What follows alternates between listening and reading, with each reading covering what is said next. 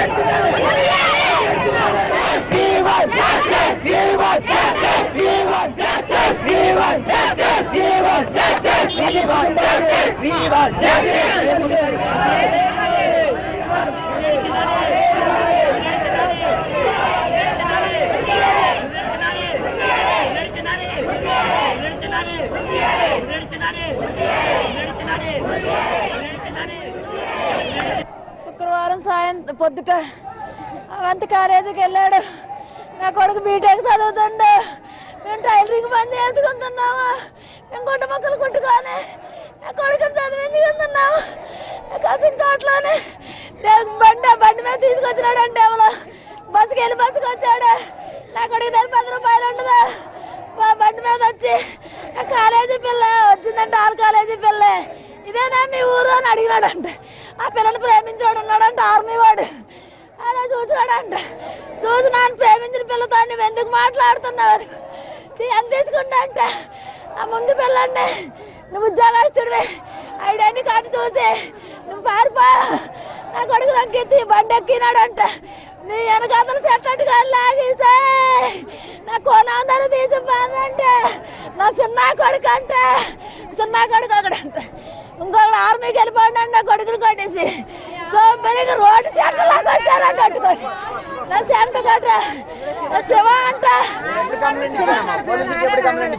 పోలీసులు వచ్చేస్తారు.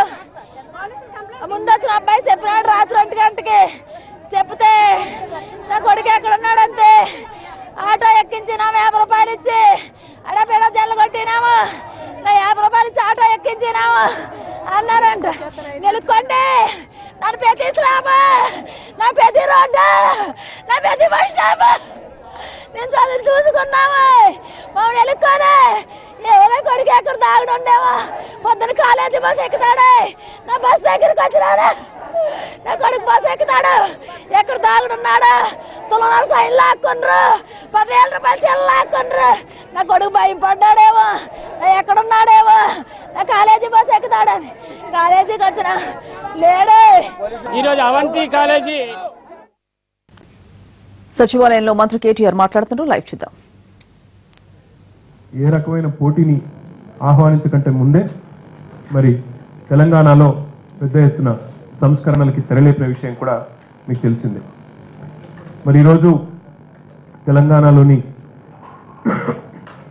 ప్రభుత్వంలోని అన్ని శాఖల సమన్వయంతో గౌరవ ముఖ్యమంత్రి గారి దిశానిర్దేశం మేరకు ముఖ్యంగా ఇండస్ట్రీస్ డిపార్ట్మెంట్ సమన్వయంతో గౌరవ చీఫ్ సెక్రటరీ గారి సారథ్యంలో గడిచిన 9 నెలల్లో ఈరోజు తెలంగాణకి మొత్తం భారతదేశంలోనే ఈజ్ ఆఫ్ డూయింగ్ బిజినెస్లో నంబర్ 1 ర్యాంక్ వచ్చింది అంటే పోయిన సంవత్సరం 13వ స్థానంలో ఉన్న తెలంగాణ ఈ సంవత్సరం నంబర్ 1 స్థానానికి వచ్చింది అంటే దాని వెనకాల ఎంతో పరిశ్రమ ఉంది, వెనకాల ఎంతో శ్రమ, సమన్వయం. ముఖ్యంగా అధికారులు చాలా పెద్ద మొత్తంలో ఇండస్ట్రీస్ డిపార్ట్మెంట్ కానీ సీఎం ఆఫీస్ నుండి శాంతి కుమార్ గారు కానీ అన్ని ప్రభుత్వ రంగ డిపార్ట్మెంట్లు కూడా సయోధ్యతో సమన్వయంతో పనిచేయడం వల్లనే ఇది సాధ్యమైంది. ఒకసారి మీకు అంకెల్లో చెప్పాలి, గణాంకాల్లో చెప్పాలనుకున్నప్పుడు గడిచిన 9 నెలల్లో ప్రభుత్వంలో వివిధ డిపార్ట్మెంట్స్ మధ్యన 66 దఫాలుగా మీటింగ్స్ పెట్టుకోవడం జరిగింది. ఇందులో 22 వివిధ ప్రభుత్వ రంగ సంస్థలు 22 different departments have been involved in this process. చట్టాలు అవసరమైతే సవరించాలి, సరళతరం చేయాలి విధానాలు అనుకున్నప్పుడు, పారిశ్రామికీకరణ వేగంగా జరగాలి అనుకున్నప్పుడు, చట్టాలు సరళతరం చేయాలనుకున్నప్పుడు 26 legislations have been amended. 26 చట్టాలను సవరించుకున్నాం. కొత్తగా గవర్నమెంట్ ఆర్డర్లు, ప్రభుత్వ ఉత్తర్వులను, ఒక 58 ఉత్తర్వులను కూడా, 58 జీవోలు కూడా కొత్తగా ఇష్యూ చేసుకోవడం జరిగింది. అదే రకంగా వివిధ ప్రభుత్వ సంస్థల్లో, డిపార్ట్మెంట్లో 121 సర్క్యులర్లు మరి ఇష్యూ చేయడం జరిగింది. కొత్తగా క్రియేట్ చేయడం కానీ లేదా అప్డేట్ చేయడం కానీ చూసినట్టయితే కొత్తగా 19 ప్రభుత్వ పోర్టల్స్ వివిధ డిపార్ట్మెంట్ సంబంధించి సృష్టించడం లేదంటే అప్డేట్ చేయడం జరిగింది. కొత్తగా 113 ఆన్లైన్ సర్వీసెస్ని లాంచ్ చేయడం జరిగింది. ఇవన్నీ కూడా కేవలం 9 నెలల వ్యవధిలో ప్రభుత్వంలోని 22 శాఖలు సమన్వయంతో పనిచేయడం వల్ల సాధ్యమైంది. ఇందులో ప్రత్యేకంగా లేబర్ డిపార్ట్మెంట్ని, ముఖ్యంగా అహ్మద్ నదీం గారిని అభినందించాలి. ఎందుకంటే మొత్తం 22 డిపార్ట్మెంట్లలో అత్యధికమైన నెంబర్ ఆఫ్ సర్వీసెస్ స్టార్ట్ చేసింది, 22 సర్వీసెస్ స్టార్ట్ చేసింది లేబర్ అండ్ ఎంప్లాయ్మెంట్ డిపార్ట్మెంట్. కాబట్టి నదీం గారు, వారి మంత్రి గారు నాయన నరసింహారెడ్డి గారు, వారి చొరవతోనే ఇది సాధ్యమైంది. అంటే ఇదంతా ఎందుకు చెప్తా ఉన్నా అంటే, గణాంకాల్లో ఇంతటి కృషి ఈ 9 నెలల్లో సమన్వయంతో పనిచేయడం వల్ల 66 మీటింగులు, 26 చట్ట సవరణలు, 22 డిపార్ట్మెంట్లు, అదే రకంగా 58 జీవోలు, 121 సర్క్యులర్లు, కొత్తగా 19 పోర్టల్స్, అదే రకంగా కొత్తగా 113 ఆన్లైన్ సర్వీసెస్, ఒక్క లేబర్ డిపార్ట్మెంట్లోనే 22 సర్వీసెస్. ఇవన్నీ చేయడం మూలాన ఈరోజు తెలంగాణ భారతదేశంలోనే అనుకున్న విధంగా అగ్రభాగానికి రావడం జరిగిందని చెప్పి కూడా ఈ సందర్భంగా నేను మీకు విజ్ఞప్తి చేస్తా ఉన్నాను. అదే రకంగా మొత్తంగా చూసినట్టయితే తెలంగాణ భారతదేశంలోని మిగతా రాష్ట్రాలతో పోల్చినట్టయితే మరి industries and commerce department, government of India ఏదైతే ఈజ్ ఆఫ్ డూయింగ్ బిజినెస్ అనే ఈ పోటీ పెట్టిందో, మొత్తంగా తెలంగాణకు లభించిన స్కోరు 98.78%. మొత్తంగా 340 అంశాల ప్రాతిపదికన ఈ కార్యక్రమాన్ని నిర్వహిస్తే అందులో తెలంగాణ 324 రిఫార్మ్ ఇనిషియేటివ్స్ని, సంస్కరణల్ని తీసుకువచ్చింది అని చెప్పేసి భారత ప్రభుత్వం గుర్తించింది. వీటికి అదనంగా ఇంకొక 12 రిఫార్మ్స్ మనకు నాట్ అప్లికబుల్ అని చెప్పి గుర్తించారు. అంటే 340లో మనం 336 చేరుకున్నట్టు లెక్క. ఎందుకంటే 12 మనకు నాట్ అప్లికబుల్ కాబట్టి అందులో కొన్ని హిల్లీ ఏరియాస్కి, ఆ స్పెషల్ కేటగిరీ స్టేట్స్ ఏవైతే ఉన్నాయో వాటికి సంబంధించినవి ఉన్నాయి, ఇంకొన్ని ఇతరత్ర కూడా ఉన్నాయి. ఒక 4 ఇనిషియేటివ్స్ మాత్రం మనం చేశాము, వాటిని భారత ప్రభుత్వం గుర్తించలేదు, అప్రూవ్ చేయలేదు. సో మొత్తంగా 340లో 336 మనకి మార్కులు వచ్చినట్లు లెక్క. మొత్తంగా ఒకసారి స్థూలంగా చూసినట్టయితే ఏమేమి ఇందులో ముఖ్యమైన మార్పులు, చేర్పులు ఏం చేసుకున్నాం, దీనివల్ల ఏం లాభం జరిగింది అని ఆలోచిస్తే, ఈరోజు భారతదేశంలోనే ఎక్కడా లేని విధంగా ప్రపంచంలో కూడా అతి తక్కువ దేశాల్లో, అతి తక్కువ ప్రోగ్రెసివ్ స్టేట్స్లో, ప్రోగ్రెసివ్ కంట్రీస్లో కూడా వారు కూడా మెచ్చుకొని, వారు కూడా అబ్బురపడే విధంగా. ఎందుకంటే నేను ఈ సంవత్సరంలో 2 సార్లు అమెరికా పర్యటనకి వెళ్ళాను. మొట్టమొదటిసారి పూర్తిగా ఐటీ, అదే రకంగా ఇతర ఇండస్ట్రీ ఫోకస్డ్గా పనిచేసాం. మొన్నటిసారి మొత్తం ఫార్మా, మెడికల్ డివైజెస్ ఈ రంగాలకు సంబంధించి విస్తృతంగా పర్యటించాం, విస్తృతంగా చాలా మందిని కలుసుకోవడం జరిగింది, వివిధ సదస్సుల్లో కూడా పాల్గొనడం జరిగింది. ఎక్కడ తెలంగాణకు సంబంధించిన పారిశ్రామిక విధానం, ముఖ్యంగా టీఎస్ ఐపాస్ గురించి ఎక్కడ చెప్పినా అబ్బుర పడని వారు, ఆశ్చర్యపోని వారు. ముఖ్యంగా సెల్ఫ్ సర్టిఫికేషన్ అంటే తెలంగాణలో పారిశ్రామికీకరణకు మరి ఒక పెద్ద ముందడుగు ఈ స్వీయ ధృవీకరణ. ఒక ఇన్వెస్టర్ ఆయనను పూర్తిగా విశ్వసిస్తూ, ఒక పెట్టుబడిదారుని పూర్తిగా విశ్వసిస్తూ ఒక రాష్ట్రంలో వ్యాపారం చేసుకోవాలి అనుకునేటప్పుడు అన్ని రకాలుగా ఆలోచించుకుని ఉంటారు, అన్ని రకాల మరి చట్టాలను చదువుకొని ఉంటారు అని చెప్పేసి వారి మీద ఒక విశ్వాసాన్ని ఉంచడం అంటే, ఇన్వెస్టర్ మీద కాన్ఫిడెన్స్ మనం పెట్టడం అంటే స్వీయ ధృవీకరణ అంటే చాలామంది ఆశ్చర్యపోయారు. దానికి అదనంగా సింగిల్ విండో పద్ధతుల్లో 15 రోజుల్లో అనుమతులు, ఒకవేళ 15 రోజుల్లో అనుమతులు ఇవ్వలేకపోతే 16వ రోజు ఆటోమేటిక్ అప్రూవల్స్. ఇది ప్రపంచంలో ఎక్కడా లేదు. భారతదేశంలోనే కాదు ప్రపంచంలోనే ఎక్కడా లేని ఒక విధానం.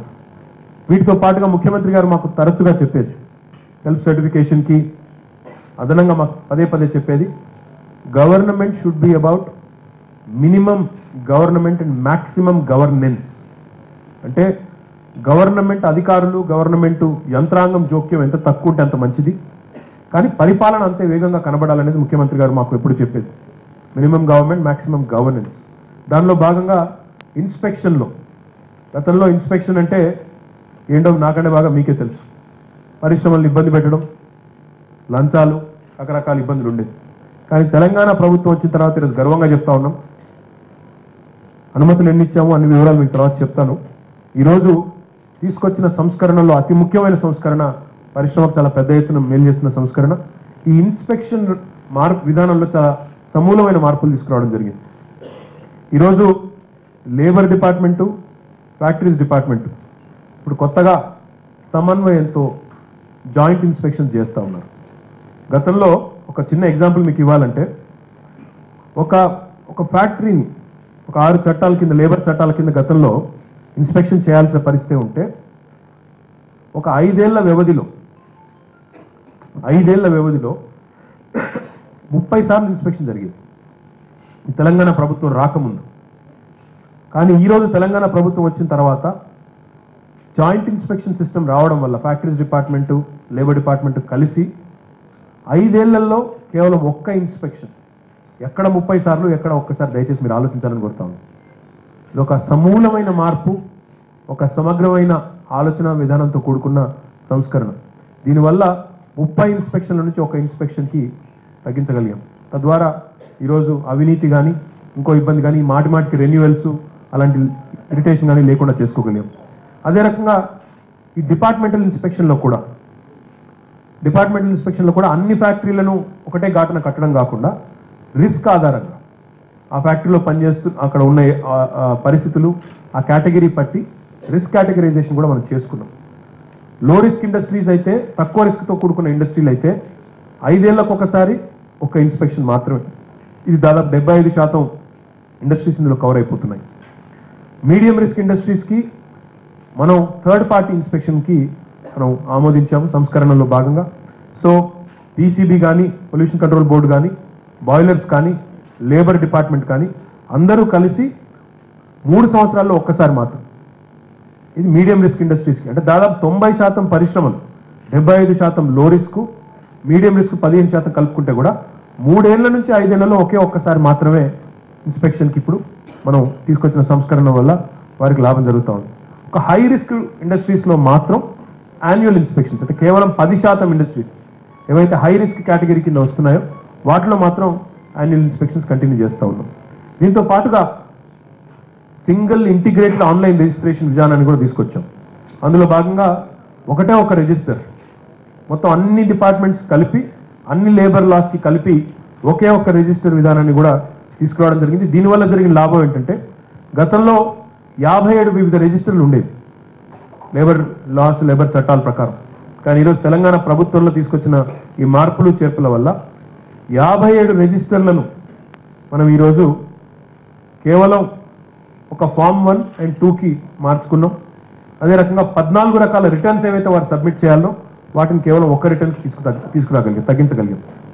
ఇవన్నీ సమూలమైన ఆలోచన విధానం, ముఖ్యమంత్రి గారి వారి ఆలోచనకి, వారి దిశానిర్దేశం వారు ఏదైతే ఇచ్చారో దానికి అనుగుణంగా జరిగిన మార్పులు, దానివల్ల వచ్చిన ఫలితాలు తప్ప ఇదేదో ఆషామాషిగా జరిగింది కాదు.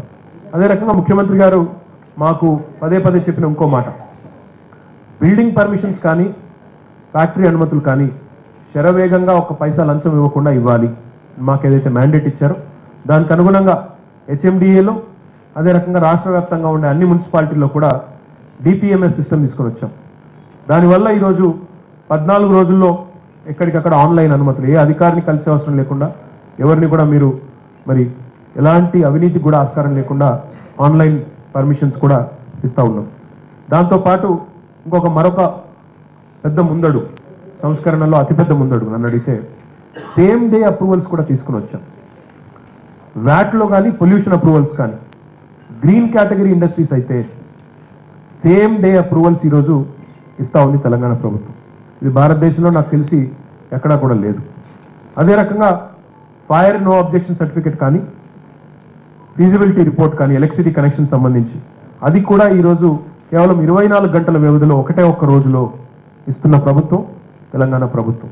సో ఇప్పటిదాకా మేము చెప్పిన ప్రతి సంస్కరణ, ప్రతి మార్పు కూడా కేవలం పేపర్ల మీద లేదు, ఆల్రెడీ ఆచరణలో ఇప్పటికే ఫంక్షనల్గా కనబడతా ఉంది. కాబట్టే తెలంగాణలో ఈరోజు పెట్టుబడులు పెద్ద మొత్తంలో వస్తూ ఉన్నాయి. దాంతోపాటు ఈ లైసెన్స్లు, అప్రూవల్స్, రెన్యువల్స్ వీటిలో కూడా ఒక అవినీతి ఆస్కారం ఉండేది. వాటిని కూడా సమూలంగా మార్చాం. ఈరోజు పొల్యూషన్ కంట్రోల్ బోర్డు లైసెన్స్ ఇదివరకు ఒక సంవత్సరం వ్యాలిడిటీ ఉండేది. అంటే ప్రతి సంవత్సరం రెన్యువల్ చేసుకోవాలి. రెన్యువల్ అంటే అదొక ప్రహసనం మళ్ళీ. కాబట్టి ఇప్పుడు అట్లాంటి బాధ లేకుండా 5 ఏళ్లకు ఒక్కసారి పీసీబీ రెన్యువల్ని చేసుకునే విధంగా మార్చినాం. దాంతోపాటు రెన్యువల్స్ కూడా ఆటోమేటిక్గా ఏ ఇండస్ట్రీలో అయితే మరి అన్ని కంప్లైంట్స్ సరిగా ఉంటుందో అక్కడ ఆన్లైన్ ఆటోమేటిక్ రెన్యువల్స్ కూడా మనం 5 ఏళ్ల తర్వాత అయినప్పటికీ కూడా ఆటోమేటిక్ రెన్యువల్స్ కూడా ఆన్లైన్ విధానం ద్వారా అది కూడా తీసుకుని వచ్చాం. దాంతోపాటు గతంలో ఫ్యాక్టరీ లైసెన్స్లు సంవత్సరానికి ఒకసారి పునరుద్ధరించుకోవాల్సిన పరిస్థితి ఉండేది. ఇప్పుడు తెలంగాణ ప్రభుత్వం వచ్చిన తర్వాత 10 ఏళ్లకు ఒకసారి మాత్రమే ఫ్యాక్టరీ లైసెన్స్ని పునరుద్ధరించుకోవాల్సిన అవసరం, రెన్యువల్ చేసుకోవాల్సిన అవసరం ఉంది. అది కూడా ఆన్లైన్ చేసుకునే విధానం. కాబట్టి ఈ రకమైన మార్పులు, చేర్పులు తీసుకురావడం ద్వారా మరి తెలంగాణలో కేవలం గడిచిన సంవత్సరంన్నర కాలంలో 2550 కొత్త యూనిట్లకి, కొత్త ఇండస్ట్రీస్కి మనం టీఎస్ ఐపాస్ ద్వారా అనుమతులు ఇచ్చాం. 44,791 కోట్ల రూపాయల పెట్టుబడుల్ని మనం ఇప్పటికే వాటికి ఆమోదముద్ర వేశాము. ఇందులో 60% పైగా కమర్షియల్ ప్రొడక్షన్ స్టేజ్లో, అంటే ఆల్రెడీ ఆపరేషనలైజ్ అయిపోయి ముందుకు పోతున్న పరిస్థితి. మొత్తంగా ఎంప్లాయ్మెంట్ పరంగా చూసినట్టయితే దాదాపుగా 161,000 మందికి ప్రత్యక్ష ఉపాధి అవకాశాలు. పరోక్షంగా సాధారణంగా ఎట్లుంటుందంటే పరిశ్రమలో 2 నుంచి 3 రెట్లు పరోక్ష ఉపాధి అవకాశాలు కూడా వస్తాయి. సో ఇది ప్రత్యక్ష ఉపాధి అవకాశాలు 161,000 అయితే పరోక్షంగా దీనికి 2 నుంచి 3 రెట్లు, అంటే 3,20,000 నుంచి దాదాపుగా 4,80,000 వరకు పరోక్ష ఉపాధి అవకాశాలు కూడా సృష్టించగలిగాం. ఇదంతా కూడా కేవలం ప్రైవేట్ రంగంలో. కాబట్టి ఈరోజు నేను ఈ సమావేశాన్ని కూడా ఏర్పాటు చేసింది ముందుగా కేంద్ర ప్రభుత్వం కూడా మాకు ఈ డిఐపిపి ర్యాంకింగ్ సందర్భంగా గౌరవ మంత్రివర్యులు శ్రీమతి నిర్మలా సీతారామన్ గారు వారు కూడా మాకు చాలాసార్లు విలువైన సూచనలు ఇచ్చారు, దిశానిర్దేశం చేశారు. కేంద్ర ప్రభుత్వానికి కూడా ఈ సందర్భంగా అరుణ్ జైట్లీ గారు కూడా మాకు విలువైన సూచనలు ఇచ్చారు. వారికి, అరుణ్ జైట్లీ గారికి, నిర్మలా సీతారామన్ గారికి కూడా ధన్యవాదాలు తెలియజేస్తా ఉన్నాం. తప్పకుండా తెలంగాణ ప్రభుత్వం సాధించిన ఈ ర్యాంక్తో పొంగిపోకుండా, ఎందుకంటే ఈరోజు పరిశ్రమల్లో, పారిశ్రామికీకరణలో ఒక ఈజ్ ఆఫ్ డూయింగ్ బిజినెస్ ఒకటే ఇంపార్టెంట్ కాదు, కాస్ట్ ఆఫ్ డూయింగ్ బిజినెస్ కూడా చాలా ఇంపార్టెంట్.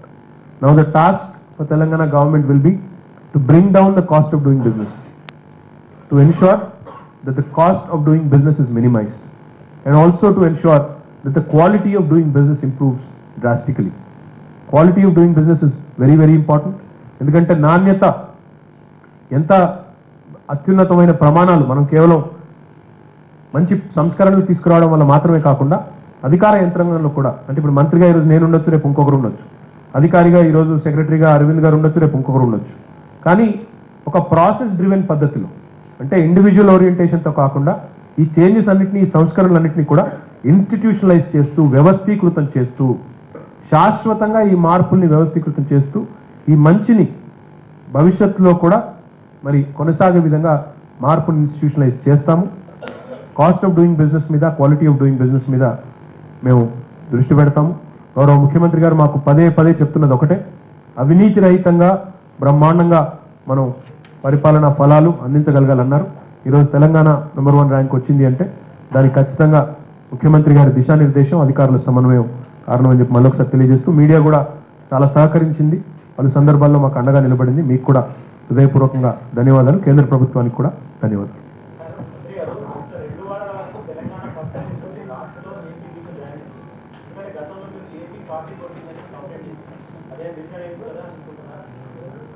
ఎట్లయితే ఏం కానీ చివరికైతే వాళ్ళు కూడా మనతోనే ఉన్నారు కదా, పర్లేదు. ఒకటి మాత్రం వాస్తవం, మేము కంప్లైంట్ చేసింది కూడా ఏపీ అని ఇంకోరనో కాదు. ప్రాబ్లం అక్కడ ఏమంటే, నేను నిన్న కూడా చెప్పాను, ఈరోజు కూడా చెప్తున్నాను. ఈరోజు భారతదేశంలో నిజానికి ఎవరితోనైనా మేము ఈజ్ ఆఫ్ డూయింగ్ బిజినెస్లో ర్యాంక్ పంచుకోవాల్సి వచ్చి ఆ చాయిస్ మాకే కనుక ఇచ్చి ఉంటే I would definitely preferred Andhra Pradesh ఉంది. అందులో అనుమానం లేదు. ఎంత కాదన్నా నిన్నటిదాకా కలిసి ఉన్నాం, ఎంత కాదన్నా సాటి తెలుగు రాష్ట్రం, ఎంత కాదన్నా వాళ్ళు మన సోదరులే. కాబట్టి సంతోషం. ఎవరితోనైనా పంచుకోవాల్సి వచ్చింటే, మాకు ఆ చాయిస్ ఇచ్చింటే ఆంధ్రప్రదేశ్ని కోరుకునే వాళ్ళు డెఫినెట్గా వారు కూడా మాతో పాటు ఉన్నారు. చాలా సంతోషం. ఇష్యూ ఏంటంటే సారథి గారు ఇక్కడ కాపీ కొట్టారా లేదా అనేది సరే, అందులో sometimes you can't find a smoking gun and hand over to government of India. But వాళ్ళ మనసుకి తెలుసు, మా మనసుకి తెలుసు. కానీ నేను మాత్రం ఒకటి చెప్తా ఉన్నాను, issue is about intellectual property. ఎవరైనా కష్టపడి ఇంటలెక్చువల్ ప్రాపర్టీ అనేది ఒకటి, మేధో సంపత్తి అనేది చాలా ఇంపార్టెంట్ విషయం. ఈరోజు ప్రపంచంలో ఇప్పుడు మొన్న మేము ఫార్మా కోసం అమెరికాలో వాళ్ళ గడ్డలు వీళ్ళ గడ్డలు పట్టుకొని బాబు పెట్టండి, పెట్టుబడులు పెట్టండి భారతదేశంలో, తెలంగాణలో అడిగినాం. వాళ్ళు మాకు ఎక్స్ప్రెస్ చేసిన అనుమానంలో ప్రధానమైన అనుమానం మేధో సంపత్తికి సంబంధించి. మేధో సంపత్తిని మనం ప్రొటెక్ట్ చేసుకోలేకపోతే, ఐపీని మనం ప్రొటెక్ట్ చేసుకోలేకపోతే డెఫినెట్గా దానివల్ల వచ్చే పరిణామాల్లో పారిశ్రామికీకరణ కూడా దెబ్బతింటుంది. ఆ ఉద్దేశంతోనే ఈ జరిగినప్పుడు ఈ కాపీ అనేది జరిగిందో వెంటనే ఆధారాలతో సహితంగా మేము కేంద్ర ప్రభుత్వానికి సమర్పించాము.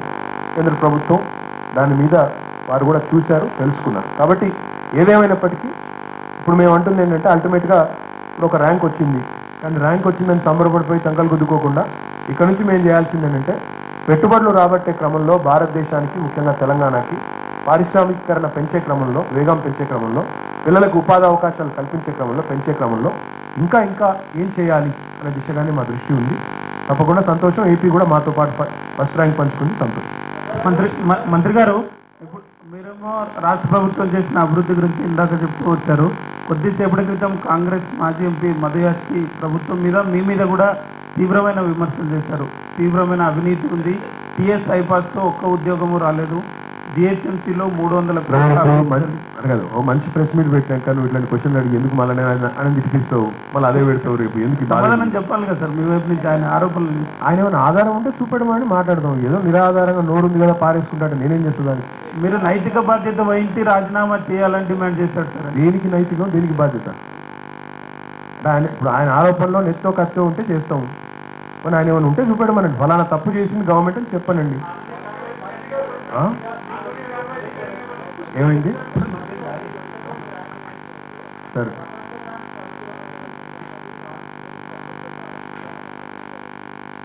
అని ఎవరు కమ్యూనిస్ట్ సోదరులు అంటున్నారు, మీరు అంటున్నారు.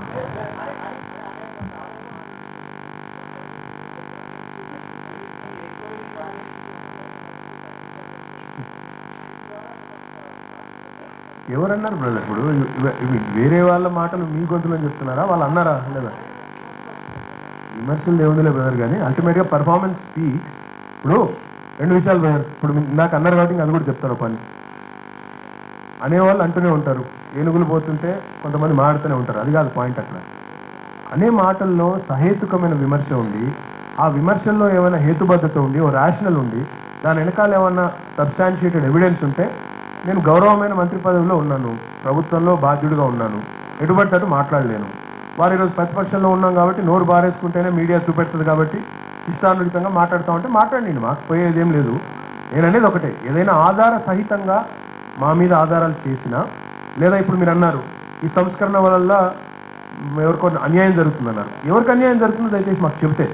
శాంతికుమార్ గారు చెప్తున్నారు, మేము చేసిన ప్రతి మార్పు, ఇప్పుడు ఇందాక నేను చెప్పిన సంస్కరణలో తీసుకొచ్చిన ప్రతి మార్పు అల్టిమేట్గా ఉపాధి కల్పన వైపు దారి తీయాలి, సామాన్యుడికి లాభం జరగాలని చేసింది తప్ప ఏ రకమైన వేరే ఉద్దేశం కూడా ప్రభుత్వానికి లేదు, ఉండదు అని మాత్రం మళ్ళొకసారి మీకు చెబుతూ ఇంకొక మాట కూడా నేను గుర్తు చేస్తూ ఉన్నాను. సరే, ఇప్పుడు నేను ఈరోజు పొద్దున్నే ఒక పెద్ద ఆయన మాట్లాడారు, చూశాను నేను. ఎవరు చేశారు సర్వేలని మాట్లాడుతున్నారు. ఇదైతే కేంద్ర ప్రభుత్వం చేసింది. మరి మేము కేంద్ర ప్రభుత్వంలో భాగస్వామ్యం కూడా కాదు. మరి వారే చెప్తున్నారు తెలంగాణ నెంబర్ 1 అంటే. ఇది కూడా తప్పేనా? ఎవరో ప్రైవేట్ సంస్థ సర్వే చేసి కేసీఆర్ నెంబర్ 1 అంటే అది తప్పే. సిఎన్ఎన్ఐబిఎన్ అనే సంస్థ ఇండియన్ ఆఫ్ ద ఇయర్ అని కేసీఆర్కి అవార్డు ఇస్తే అది మీకు నొప్పే. ఏమీ చేయకుండా ఇంతమంది అవార్డులు ఇస్తున్నారా? వాళ్ళందరి పిచ్చోళ్ళు మీరు ఒక్కరే తెలివైన వాళ్ళే. మాట్లాడేదానికి ఇప్పుడు ప్రజలు ఏ ఎలక్షన్ వచ్చినా గెలిపియనేవాడు, బ్రహ్మాండమైన మెజారిటీలు ఇస్తూ ఎక్కడ చరిత్రలో ఎన్నడూ లేనంత గొప్పగా ప్రజలు గెలిపిస్తున్నారు. ప్రభుత్వ రంగ సంస్థలు కేంద్ర ప్రభుత్వంతో సహా ప్రధానమంత్రి ఇక్కడికి వచ్చినప్పుడు ఆయన కూడా కేసీఆర్ గారి కమిట్మెంట్ని తెలంగాణ ప్రభుత్వ చిత్తశుద్ధిని ఆయన కూడా పోయిపోయారు. ఇక మరి ఎవరు చెప్పినా వినము, మేమే అంటారు కదా, నేను చెప్పింది ఏది అంటే దానికి మేము చేయగలిగింది ఏం లేదు. అలాంటి వ్యక్తులను వారి వారి విజ్ఞతకి, వారి వారి తెలివికి, వారి వారి అజ్ఞానానికి బాధపడతాం, నవ్వుకుంటాం, అంతకంటే చేయగలిగింది ఏం లేదు. సార్ మంత్రి గారు, సార్ మంత్రి గారు మాట్లాడుతున్నాం. చెప్పండి రవికాంత్. సార్ ఇది మీరు 1.61 lakh డైరెక్ట్ ఎంప్లాయ్మెంట్ అన్నారు కదా, ఎస్ సార్. అది ఏ సెక్టర్స్ లో కొంచెం చెప్తారా? That's my first Yes, sir. There are about 14 sectors. My second question is, Sir. ఈ 44,791 crores అందులో 40% ఆపరేషనలైజ్ అని చెప్పినారు మీరు. 60%. 60% ఆపరేషనలైజ్. ఆ డీటెయిల్స్ కూడా కొంచెం ఇస్తారా సార్, ఏ సెక్టర్స్ లో? Absolutely. I'll just give you about 14 sectors where we've done this. Food processing, IT, pharma, power, plastics, engineering, agro-based, and paper and printing, textiles. Mottham ee sheet kuda undi, kavalante we'll circulate to you, no problem. This is in public domain only. Total employment that has been created is about 161,000. Out of which investment is about 44,791 crores. Majority has come into power sector, especially renewables, and I can give you those details as well. Migitha kuda mottham vivaralu indulo unnai. My request to you is, these are all numbers which are out there in public domain. There is nothing that the government wants to hide. You can always take a look at it. And I have also said one more thing which is extremely important. Beyond and besides the direct employment that is created, which is almost 161,000, 2 to 3-fold indirect employment is always created when a direct job is created. That is the norm of the industry. So therefore, please also factor this in. Ultimately, చూసినట్టయితే మీరు దాదాపుగా 5 లక్షల పైచిలకు ఉపాధి అవకాశాలు దీనివల్ల create చేయడం జరిగింది టీఎస్ ఐపాస్ ద్వారా నేను చెబుతున్నాను. కాదనే వారు ఎవరైనా ఉంటే, ఇంతకుముందు మీరు చెప్పిన మేధావి ఎవరు ఉన్నారు, టీఎస్ ఐపాస్ ద్వారా ఒక ఉద్యోగం రాలేదనే భావదారిద్ర్యం ఉన్న వాళ్ళు ఎవరైనా ఉంటే వారు కూడా చూసుకోవచ్చు, తెలుసుకోవచ్చు. అదే రకంగా 31 జిల్లాల వారీగా కూడా ఏ జిల్లాకి ఎంత వచ్చిందనేది కూడా ఉంది, అది కూడా కావాలంటే మీకు అవైలబుల్. Yes sir. బోలో సార్.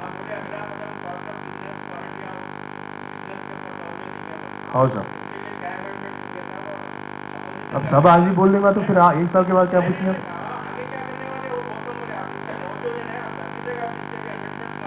हाँ जी,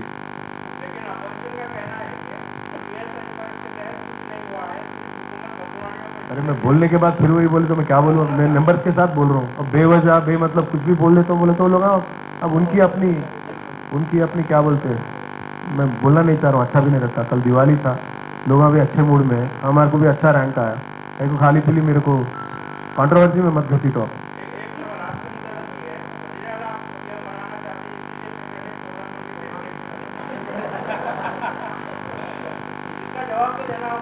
क्या देना होगा? अब बेवजह कुछ भी बोलने और बोलो जवाब देना होगा बोल. देखिए सीधी बात है सर, जिनको जवाब देना होगा वो दे ही देंगे, और जहाँ जवाब देना होगा दे ही देंगे, उसमें क्या बात है. मैं आज यहाँ पे आपसे इसलिए आपके सामने आया हूँ कि ईज ऑफ डूइंग बिजनेस में तेलंगाना को अव्वल दर्जा मिला, नंबर 1 प्लेस मिला. खुशी आपसे बांटने का था, और कुछ अगर आपसे अगर सुझाव भी आते तो हम उसका भी जवाब देते. पर अगर आप कोई और चीज के बारे में बात करना शुरू कर देंगे बोलते तो फिर वहाँ चले जाएंगे. మంత్రి గారు, यस सर. మంత్రి గారు, ఇప్పుడు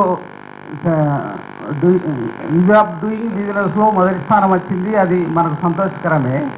అయితే సెంట్రల్ గవర్నమెంట్ నుంచి మనకు రీఆర్గనైజేషన్ యాక్ట్లో ఇచ్చిన ఇన్సెంటివ్స్ కానీ రీసెంట్గా కూడా మనం చాలా అడిగాము. సెంట్రల్ గవర్నమెంట్ ఇంతవరకు ఒక సానుకూలంగా ఏవి రావట్లేదు అనేది అసంతృప్తి ఉంది. దీని మీద ఏమంటారు? లేదు బ్రదర్, మీరు అన్నది తప్పు. సెంట్రల్ గవర్నమెంట్ నుంచి మనకి డిస్ట్రిక్ట్స్ కూడా కొన్ని ఇన్సెంటివ్స్ వచ్చినాయి, అన్నీ రాలేదు, అనుకున్న విధంగా రాలేదు. అండ్ మొన్న ఆంధ్రాతో పాటుగా మనకు కూడా మన జిల్లాలకు కూడా ఇన్సెంటివ్స్ ఇస్తాను ఏదైతే మాట చెప్పారో కొంత మేరకు వచ్చినాయి, మిగతా రావాల్సింది. వాటిని కంటిన్యూస్ పర్సువేషన్లో మేము ఉన్నాం.